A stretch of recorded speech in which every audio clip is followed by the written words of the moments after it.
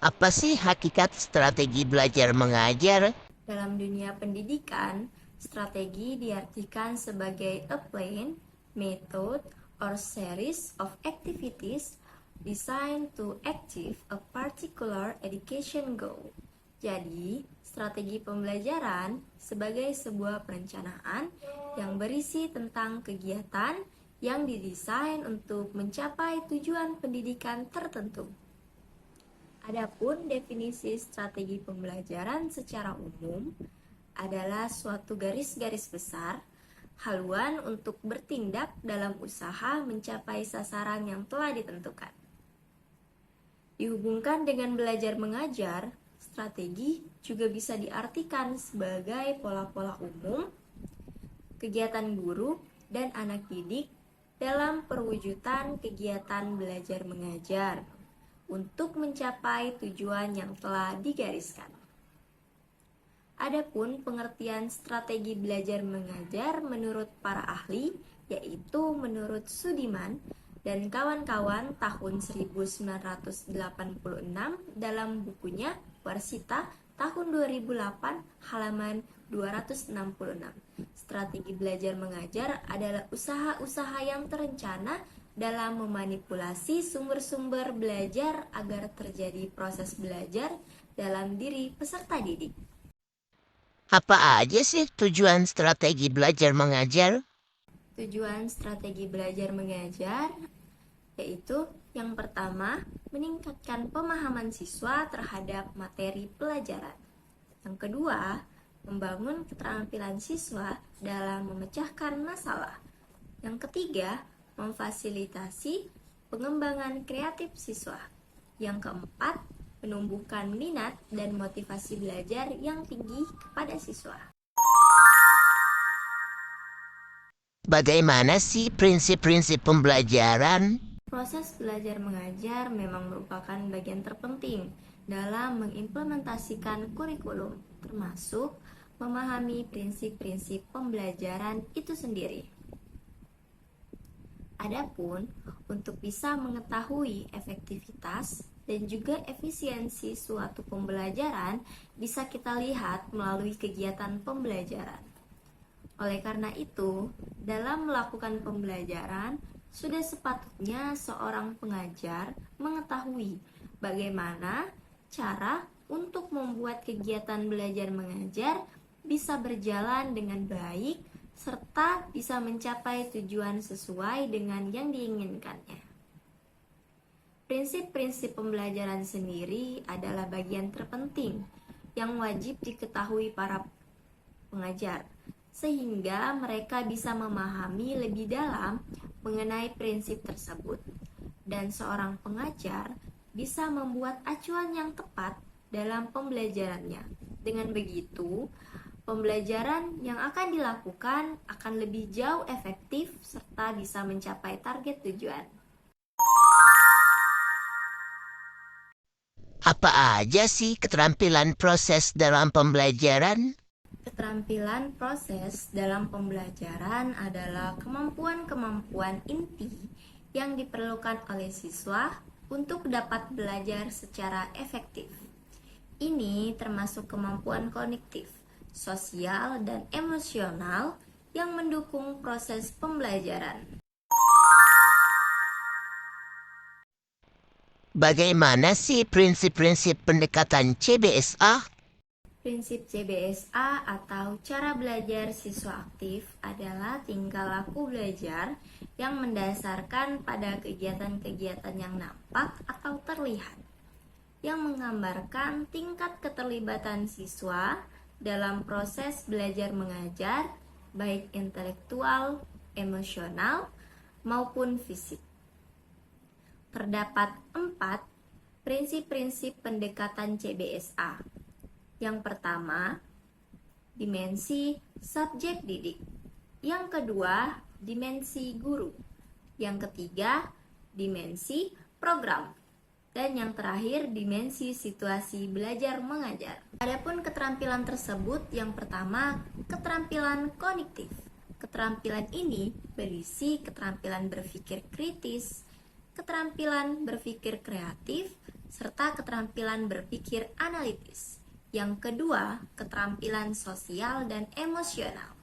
Keterampilan ini meliputi komunikasi efektif, keterampilan manajemen diri, serta keterampilan kerja tim.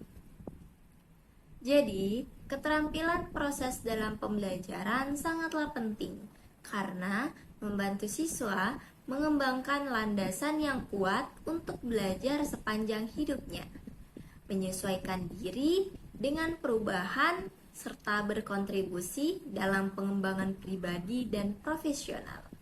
Dengan menggabungkan keterampilan kognitif, sosial, emosional, dan pembelajaran aktif, siswa dapat menjadi pembelajar yang lebih efektif dan adaptif di era yang terus berkembang. Apa sih bedanya psikologi tingkah laku dan psikologi kognitif? Psikologi tingkah laku adalah pendekatan dalam ilmu psikologi yang dimana menekankan studi terhadap perilaku yang dapat diamati dan diukur secara objektif. Teori ini berfokus pada bagaimana lingkungan dan pengalaman membentuk perilaku. Sedangkan psikologi kognitif adalah cabang ilmu psikologi yang mempelajari proses mental yang terlibat dalam memahami informasi, memproses pengetahuan, dan mengatasi masalah. Fokus utamanya adalah pada persepsi, ingatan, pemecahan masalah, bahasa, serta pemikiran. Jadi, dapat disimpulkan, psikologi kognitif dan tingkah laku adalah dua pendekatan utama dalam ilmu psikologi yang menggambarkan cara kita memahami, bereaksi, dan berinteraksi dengan lingkungan sekitar. Meskipun berbeda dalam fokus dan metodologi, keduanya memberikan kontribusi penting dalam memahami manusia secara menyeluruh. Bagaimana sih model-model pembelajaran? Model pembelajaran adalah struktur yang disusun secara sistematis dalam proses kegiatan belajar untuk mencapai tujuan belajar yang sudah ditargetkan. Model pembelajaran sendiri seringkali disebut sebagai metode pembelajaran ataupun pendekatan dalam strategi proses belajar mengajar. Model pembelajaran melingkupi seluruh unsur-unsur pembelajaran karena mencakup pemahaman dasar dan filosofi-filosofi dalam proses pembelajaran. Dalam model pembelajaran ada elemen-elemen penting seperti strategi, alat, dan teknik yang akan digunakan para siswa di dalam proses belajarnya. Adapun model-model pembelajaran yaitu yang pertama, model pembelajaran secara langsung.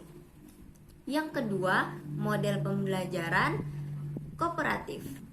Yang ketiga, model pembelajaran konstekstual.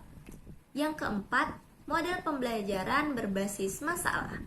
Dan yang kelima, model pembelajaran berbasis proyek. Bagaimana ya metode mengajar yang berpusat pada guru? Metode pembelajaran yang berpusat pada guru adalah perencanaan pembelajaran dan instruksi berpusat pada guru. Dalam metode ini, seorang pengajar lebih berperan dalam memberikan bahan ajarnya untuk para peserta didiknya. Pada metode pembelajaran yang berpusat pada guru, guru tidak hanya menguasai kelas secara monoton, namun guru harus cenderung mengaktifkan pemahaman siswa. Adapun ciri-ciri metode pembelajaran yang berpusat pada guru menurut Mukarramah tahun 2012 yaitu yang pertama, guru yang menjadi pusat dalam kegiatan belajar mengajar. Ada 3 peran utama yang harus dilakukan oleh guru, yaitu guru sebagai perencana, guru sebagai penyampai informasi, dan guru sebagai evaluator. Yang kedua, siswa ditempatkan sebagai objek belajar. Sebagai objek belajar, kesempatan siswa untuk mengembangkan kemampuannya sesuai dengan bakat dan minatnya masih kurang dapat dimaksimalkan. Di sini, guru bisa memberikan arahan, memberikan contoh, serta memaksimalkan media. Yang ketiga, tujuan utama adalah pengajar. Pengajar adalah penguasaan materi pelajaran. Keberhasilan suatu proses pengajaran dapat diukur dari sejauh mana siswa dapat menguasai materi pelajaran tersebut yang telah disampaikan oleh guru. Apa sih metode mengajar yang berpusat pada siswa? Metode mengajar yang berpusat pada siswa merupakan pendekatan yang lebih menekankan peran aktif siswa dalam proses pembelajaran. Fokus utamanya adalah memberikan siswa lebih besar terhadap pengalaman belajar mereka, membangun pemahaman yang lebih mendalam, dan mendorong keterlibatannya yang lebih aktif. Adapun metode yang diberikan yaitu yang pertama, pembelajaran kolaboratif seperti kerja kelompok dan proyek bersama. Yang kedua, pembelajaran berbasis pemecahan masalah. Yang ketiga, pembelajaran dengan metode praktikum atau penugasan. Dan yang terakhir, pembelajaran berbasis diskusi. Metode mengajar yang berpusat pada siswa mengakui bahwa setiap siswa memiliki keunikan dalam cara mereka belajar dan memahami informasi. Pendekatan ini menempatkan siswa sebagai subjek utama dalam proses pembelajaran dan memungkinkan mereka untuk mengambil peran aktif dalam pembentukan pemahaman mereka sendiri, serta memotivasi mereka untuk belajar secara mandiri. Sekian pemaparan materi dari saya. Apabila terdapat kata-kata yang salah, saya mohon maaf, dan kepada Allah saya mohon ampun. Saya akhiri. Nun wal qalami wa ma yasturun. Wassalamualaikum warahmatullahi wabarakatuh.